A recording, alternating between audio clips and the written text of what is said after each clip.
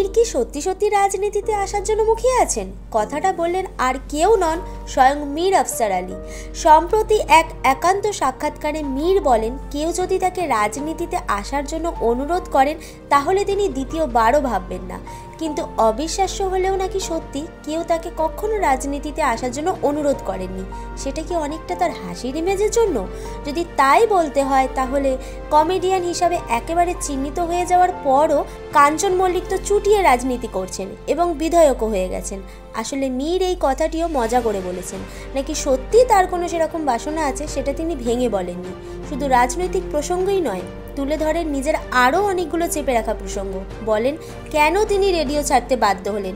রেডিওর মধ্যে ভিডিও যতদিন বিনোদন হিসাবে ছিল ততদিন তার কোনো অসুবিধা ছিল না, কিন্তু যখন তা অবশ্যম্ভাবী হয়ে উঠল তখন তিনি কিছুটা বিরক্ত হলেন এবং নিজের আজন্ম লালন করা রেডিওর অভ্যাসের সঙ্গে মিলিয়ে নিতে পারলেন না। উঠে আসে দি কপিল শর্মা শোয়ের প্রসঙ্গ। কোনো রকম রাগ ঢাক না করে মীর বলে দেন, এই শো কতজন কপিল শর্মার জন্য দেখেন আর কতজন সুনীল গ্রোভারের জন্য সেই হিসেব করে দেখা উচিত। একই সঙ্গে এই শো প্রসঙ্গে মীর আরও বলেন, কপিল শর্মা শোয়ের শুধুমাত্র উত্তর ভারতের জন্য, ভারতের অন্যান্য প্রান্তের কৌতুককে এই শো স্পর্শ করতে পারে না। এই সব কিছুতে ছাপিয়ে গেছে তার রাজনৈতিক প্রসঙ্গ। তাহলে কি সত্যি পরের বার মীরকে আর কোনো দলের রাজনৈতিক প্রার্থী হিসাবে দেখতে পাবো?